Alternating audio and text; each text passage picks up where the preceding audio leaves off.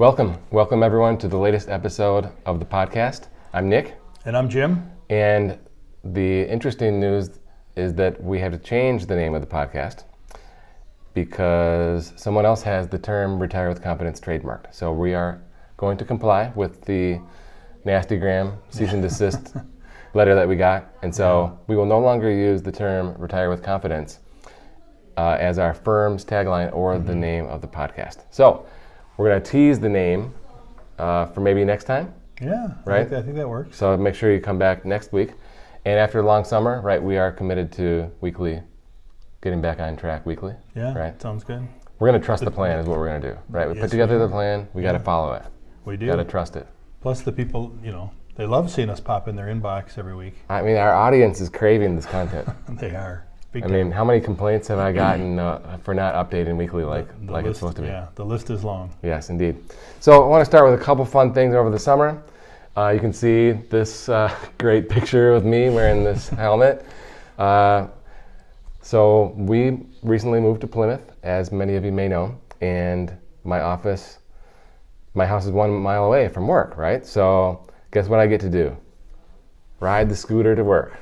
Today is the first day. And let's take a look at this helmet, okay? You didn't get the full. I was liking that. You got like the eagle with the stars and stripes. Yeah. Isn't that cool? Absolutely. And you know what's nice about these shades? They came out of the helmet? Yeah, they come down. Oh, wow. I'm impressed. Yeah, so look, if you're not watching, if you're listening in the car, that's great.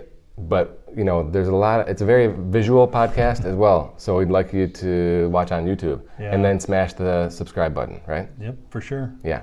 And so I also like this shot here because, the parking spots are 10 times bigger than the moped, right? Yeah. Yeah. But there it is, right? Nice glistening in the sun, yeah. Right? The logo. Yep. Good thing we didn't put the Retire with Confidence logo outside. Yeah, that would have been trouble. Yeah, it would have been. Definitely. So anyway, anything fun to report over the summer? Oh man, spent some time at the lake, spent some time Cedar Point, doing different things. How was Cedar Point? It was good. It was fun. Did you go on Steel Vengeance? I did not. We kind of split up at different times, but I'm game for anything, and the older my kids get, the more they're game for.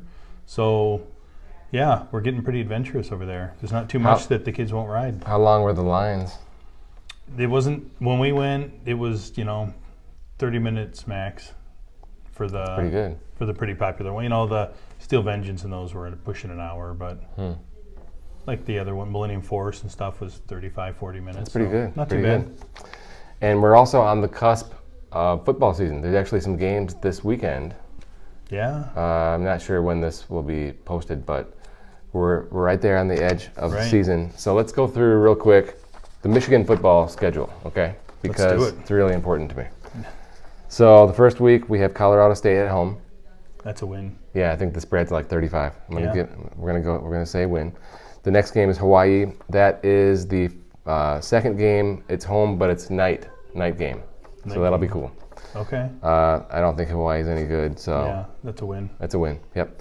Third game, Connecticut. I heard that they're like the worst team in all of football, so I'm gonna go with a win there too, right? Yeah, I'm with you. Maryland's at home, so that's the first 4 games. Maryland is fourth at home. Sounds like a 4-0 start to me. Yeah, last year we beat them like 58-14 or something. I heard that they have a lot of good receivers, but I'm not too worried. They've really never seemed to give us much trouble. Yeah. And then we go on the road to Iowa. So is that a night game? It says TBA. So it's a whole different game at night than it is during the day. It's a trap at night. Yeah, it is. Even though we like smoked them in the Big Ten game at night, when it's in Iowa City. Something. Yeah. Yeah, at Kinnick. Kinnick is tough. We should go to that game. That would be cool. I would love it. Okay, and then so I'm gonna say win. Okay, but if it's at night, I get really worried. Okay. You won't say it as confidently. Right. But I think we have a better team. Yeah. But the better team doesn't always win. So okay, then at Iowa, I think we just did Iowa, right? I'm sorry, Indiana. Indiana, yeah. Indiana. Okay. That would be another fun game to go to because it's like a low stress game. Yeah. Yeah, middle of the season, low stress would be nice. They did beat us in the COVID year, but I think they've fallen off again. And then home Penn State. You know, that's the maze out game. All right. So Penn State's usually home, so that should help. Yeah, at home we've been crushing them at home. Yeah. And then on the road we won last year, a tight game. Yeah. But then we've been crushed on the road as well. Right. Same thing. If it's a night game, I'm really worried. Okay. But last year was a noon game. So. Yeah. And then, so I'm going to say we're going to win Penn State because it's at home. Okay. Yeah, I'm going to get on there. And then Michigan State. Always tough, but I don't see it happening again. I think we can take them. I mean, I definitely think we can take them. I can't believe we lost the last 2 years in a shouldn't have row. lost. I 2 in a know. row. Law of averages alone means we should get them right. We were winning by 14 points late know. in the third quarter. That was very painful. And we lost by like 3, I think. Yeah. And they took away a touchdown. Because Yeah. remember, there was a strip sack. Oh, Aiden yeah. Hutchinson fell on the ball in the end zone. Yeah. They reviewed it and said it was an incomplete pass, which is There incredible. was a couple bad calls in that game, wasn't there? That That's being the one of I them. remember. Yeah. Then we got at Rutgers. I'm going to give us a dub for that. And then home Nebraska. They haven't proven that they're back yet. You know, they had a lot of hype in the last year, but They lost they all lost these so many games close last year's. games. Yeah, they Yeah. lost all these games by like crazy stuff. Yeah. And I rewatched that game the other night. And we started out like 14-0 or something. Yeah. And then they came back, took the lead late. Right. And then we had that fumble recovery and then salted it away. But we nearly lost that game. It's probably, but it won't. It shouldn't be as easy as it would appear, right? Based on record, they're a better team than the record Yeah. played out. But it's at home as well. Okay, so I'm going to give us a dub for that. Then we have home Illinois. They don't scare me at all, right? No. And then the game at Ohio State. And I was at the last game. We beat Ohio State in Columbus.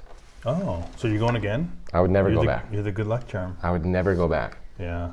It's hostile. dangerous. It's like not safe. Hostile environment, huh? I can handle myself, but it's not safe. All right. Yeah. My car was gone.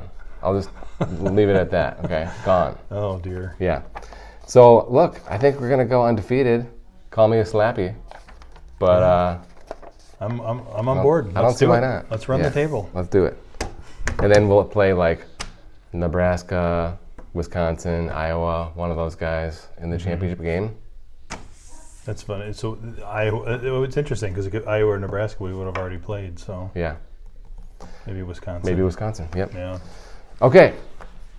So the real topic today, after like 10 minutes of other stuff, is a personal finance columnist, Medora Lee, published in the USA Today, and it's on different financial websites as well. It was today, right? I think it was. Yeah. She's saying, what should you do? Talk to a financial advisor or a wealth manager. So what does that even mean? That's the reason I clicked the article because I thought, wow, what is the difference? How do they view a financial advisor different from a wealth manager? Because I feel like in our industry these terms get utilized Yeah. apparently incorrectly all the time. Well, I don't know if it's incorrect. I don't know if this is like a definition that she's proclaiming or if it's just her opinion, right? Yeah. So, a couple things that she says. Took some notes here. First of all, I would bet, like, my IRA that she doesn't have an advisor. Okay? Yeah. All right, I'm just going to throw that out there. You better be careful. If this goes viral and it comes back to her. It's pure speculation. No offense either way. But I mean, it would just be like so natural that someone who doesn't have Yeah. experience working with people in this area are writing About it. Yeah. For sure. Yeah. That's probably the way it goes. Yeah. Okay, so we're gonna have some fun with labels in our industry, and you know what means what, and nothing's. It's just all for fun, okay? But we'll throw our thoughts in there too. So what she says specifically is, if you have a few $100, you should visit an advisor to start a plan. A financial advisor. A financial advisor to start a plan. And I'm thinking, if I have a few $100, you know, I want to pay my bills. right? Want to make sure that's done. But if I have a few $100s to invest, I probably want to set up like a Roth IRA or something, right? Yeah. And you don't really need an advisor to put a few hundred. And let me just say, we're in business, okay? Right? Right. If you come to me and you want to put a few $100s in a Roth IRA, let's just say $500, right? We will charge you 1%, which is $5 per year. Do you think that that's a good business decision for us? So how many of these advisors are going to talk to this guy? It just, and build a plan, right? It's not really the way it works, right? So most commonly, someone like this would go to Ameritrade.com or Fidelity.com and some sort of self-service. Yeah, buy an index fund or something. Yeah. So I just find it peculiar that this is the lead of the article, right? So it made me laugh. And then she says, but if you have several 100,000, you may need more, okay? And so you may need individual investment management and advice, which would qualify you for a wealth manager. That statement makes sense, right? Yeah. But also, financial advisor would be helping in that circumstance too. So like, that's where the lines start to get blurry, right? Where does the line get crossed? Right? Yeah. Okay. So a wealth manager, according to the article, keeps an eye on your financial roadmap. To me, that's like updating the financial plan every time we talk. Right. Right. And so that makes sense. Talking about advanced tax management. Yeah. I love tax management. Okay. And I think that advisors should do it. Talking about advanced compensation plans. Yeah. Stock options. Stock options. Stuff like that. Charitable strategy. We just did an episode on that. Yeah. Last time right? with JJ. Yeah. And legal considerations. Yeah, all these things, but no mention of like cash flow or insurance. And presumably she meant retirement planning because that was part of the financial advisor, but presumably that would be inclusive of the wealth manager as well. The wealth manager would do that. So these are the big areas that a CFP covers, right? Yeah. So, tax, legal, cash flow, insurance, investing, tax. Did I say that? So yeah, I get that. But here's the thing: 99% of financial advisors, wealth managers, whatever, if you call them up and say, "Can you help me with my taxes?" or if you look on their website and search out tax, what will they say? We're not a CPA. We can't give tax advice. Specifically that. We cannot give tax advice. Right. And we are not a CPA, okay? But we are well versed in taxes. We're not going to file your taxes, but we know about tax strategy. And we always loop in our CPA, especially if there's anything difficult. But we're writing this article about advanced tax management when we know in our experience that 99% of advisors won't even touch it. Yeah. So I found that peculiar. And the same consideration, the same thing on the legal part, right? We're not lawyers. Yeah. We're not lawyers. We don't write the will. We don't write the power of attorney. We don't, give legal advice. Right. Okay. But we know what time it is, right? Yeah, and your advisor better be competent enough to realize if your beneficiaries are designated properly, and if there is a trust, is it named, or is it owned by the trust, and things like that. That's right. So, the implication of this article is that you start with an advisor and then you graduate up to a wealth manager, right? But then she says, but be careful because some wealth managers market their business as financial advisors. Now it's like brain explosion, right? Right. So if you look on our website, it's, right, the name of the firm is Wealth Management, right? However, I think, in various pages that we put up there, it might say financial planner or financial advisor or whatever. And the truth is, these names are all the same, okay? They really are. I don't think that there's much of a difference between financial advisor, wealth manager, whatever. I think they're all the same. It's just people call themselves different things, right? And that's the thing. They do the same stuff. She kind of hit the nail on the head. They refer to themselves as financial advisors, even though they're a wealth manager, and maybe that's what we are. Wealth managers that refer to themselves as financial planners. Right. Because that's what I would say first. Yeah. Financial planner. That's how, when people ask, what do you do? Financial planner would be my go-to. But remember we talked at one point about some marketing stuff, and financial advisor was one of the more Googled terms than even financial planner. Yeah, I think that's the case in terms of the consumer's mind and what they're instinctively thinking about in terms of the word financial advisor. But I think the consumer, and this is kind of like what this article is written to, is like helping people know who does what. But I think the consumer or the retail client assumes that financial advisor does it all. Mm-hmm. And she's saying, well, not so fast. Mm-hmm. Financial advisor is for the guy with $300. Right. They make reference to don't hire someone that's just licensed. Mm-hmm. Hire someone that has certifications. Okay. That's actually, I think, is pretty important. Yes. Because you could be life insurance licensed and sell people investment products, right? You can sell them in annuities that looks like investments, and that's, I don't know. I guess we could go back and forth on if they have the qualifications to put together a financial plan based on that. Yep, I agree with that completely. So we like to focus on the CFP. Jim's a CFP. I'm a CFP. Preston passed the test, and he will be officially a CFP when the time. Experience. Yeah, he's got to get the experience factor, which will be next year. So you want to work with a CFP, not just someone that has like a Series 7. The Series 7 is required to be licensed to make commissions and stuff and place trades, but you want to have more besides that. What else? Oh, fees. So they talk about fee transparency and what is the advisor or a wealth manager incentive.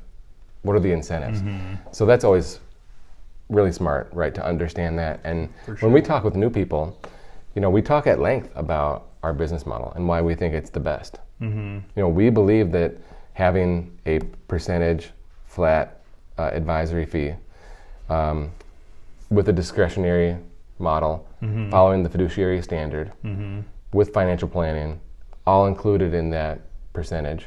Yeah. I think that's no upfront, no commissions, no transaction charges, no penalty if you want to leave. Yeah. Right? We spend a lot of time talking about all that stuff. Yeah, it's important, but it's clear, it's understandable, it's not convoluted with all these other things that you're mentioning. That's right. So, financial advisor, financial planner, wealth manager, I don't know. It's CFP. I mean, people say, in an elevator, what do you do? And like, well, I do financial planning. Mm-hmm.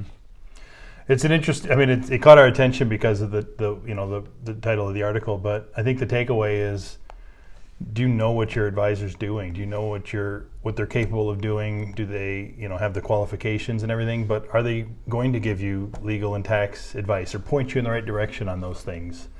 Or are they just there to sell you something? Couldn't have said it better myself. So in closing, if you see me riding up and down Ann Arbor Road or like through the village of Plymouth on the moped with the Eagle helmet, you can honk the horn, wave, and tell your friends, hey, that's my advisor, that's my planner, that's my wealth manager on the Honda. Your wealth manager. Yep, you got to say it properly. Yeah, right. Okay, guys, thanks for tuning in, and don't forget to subscribe so you don't miss any of these weekly videos. Thanks again.